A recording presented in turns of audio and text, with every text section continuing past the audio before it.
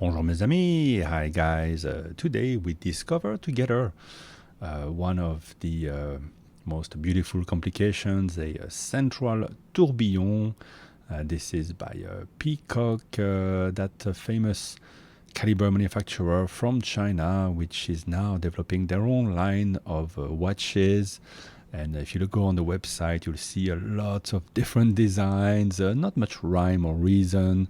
There's no continuity between the design, no specific brand, recognizable type of design. The marketing is a bit all over the place, just like the distribution. That's a bit the way it goes for now in China. They are able to manufacture incredible things, as we can see here with this watch, and we have seen from other brands from China, but they seem very rushed to release a lot of product, and so it can be a bit overwhelming, and we try to understand what really the brands are all about. But anyway, the end product is here, and as you would expect, this Peacock, unfortunate name brand perhaps. It's in one word, so it's a reference to the majestic bird.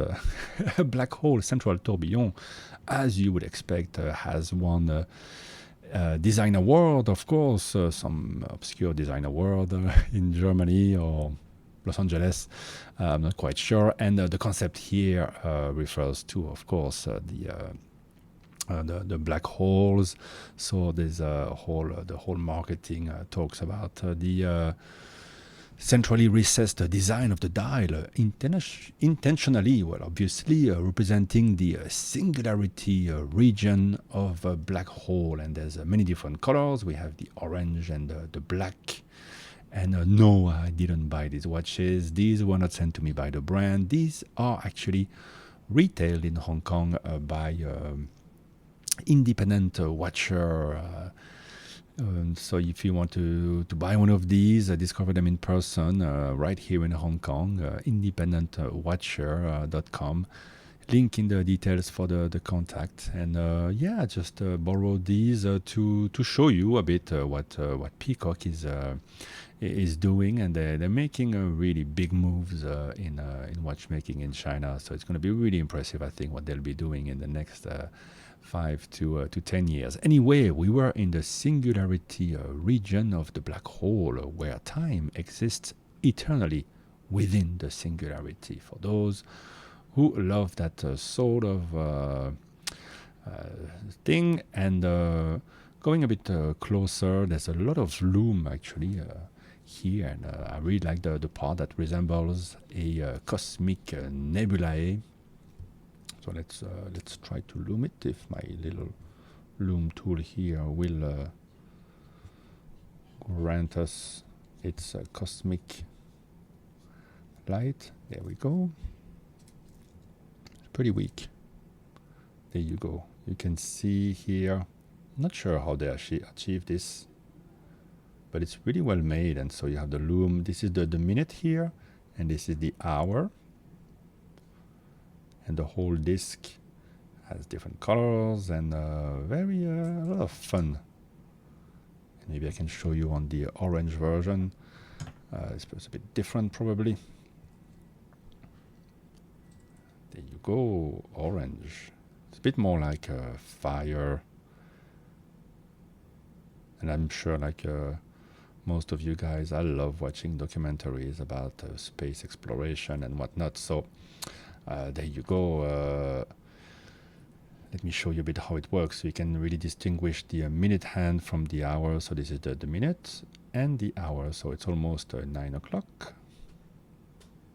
And the minute here passing the 12. So of course at the center you have a tourbillon, so mechanism invented in the 19th century, I suppose. It was designed for pocket watches to keep better timing when they were in the pockets, but applied to watches that have a bit less reason to be. But you can see the little carriage here going around, and I was actually quite surprised. There's a huge power reserve to this watch, and if you wind it sufficiently, so 120 hours, I think there are 4 barrels and it's not very heavy either. So for 120 hours, but you need to wind it a lot to get the best performance from the Tourbillon. I was quite surprised to see that the bit error is at 0, amplitude around 250, and it does work quite well. And as you change position, it doesn't vary too much. So is it really the very best performance? Does it enhance the performance? Let's say I'm not so sure, but at least you have a beautiful thing to show on the wrist, and this is really a showpiece, and you can see all the way through. And at the back, there's another surprise. But first, let's look at the beautiful sapphire. You see the ridges on the case, polish section, brush section, really well made. It's a bit like a little pod. And at the back, you see that it's a spiraling effect. I think the reference is it as a, let's see, a bit vortex. Yes, it's a bit of a vortex. And exactly how it looks in person. Reminds me of the movie Interstellar. You get 50 meters of water resistant, a nice rubber band. The rubber band is quite amusing. Before we get there, look, you can see different jewels there. I'm not sure if it's just for decoration or if they are part of the mechanism, which is very, very smooth. And you can see through the carriage of the tourbillon. There you go. Now, what's a bit bizarre with this watch, and some kind of feels like somebody didn't really think it through, is that the strap will close internally, will tug in on the inside, so you can see with the deploy clasp, which is a cool design. But they've added 2 minders, which are absolutely useless. And actually, if you keep them there, you can't really close the clasp. So you have to push them all the way out, close the clasp on your wrist, and then for now slide them back in, or you just remove the clasp and just slide them out, or cut them out once and for all. But maybe they thought if somebody doesn't like this clasp, they can order or get a regular buckle and then use these as the regular way. Thought it was a bit funny, and I should mention this. So the pricing is under $4,000 available here at Backwatch Department. I think the orange one is sold out. The black one is available under 30,000 Hong Kong dollars. So that's under the $8,000 price point for, after all, well-performing central tourbillon. That's quite nice, and the reviews I see on the Peacock website are very positive, and you can get it in blue, nebula green, orange, red, white, and this is the deep black. And on the wrist, I have to say they wear really well, because the size is not extravagant. It's 46 millimeter, but it is also pretty much the lug to lug, right? It's lugless. It's like a little pod, and so it wears very easy on my 17 centimeter wrist, and the thickness is 12.5, including the sapphire. So it's very reasonable. So there you go. I think you know everything you need to know to make your purchasing decision or not. I'm not here to sell you anything. I'm just here to show you a cool central tourbillon. The last one I saw was from Omega, and cost the better part of a house.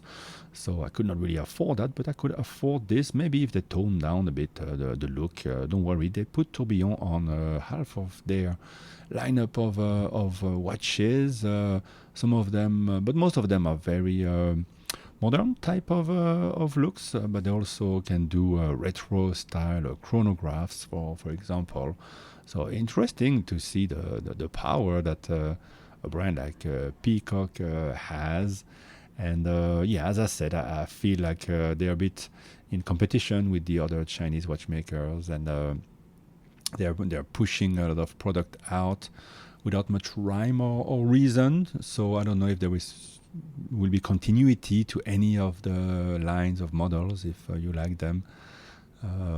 Apart from that, yeah, very cool product, very well built. Really, the build of these is just just perfect, right? And what I'm sure that they produce a lot of things for Swiss brands and other brands, non-Swiss, all together.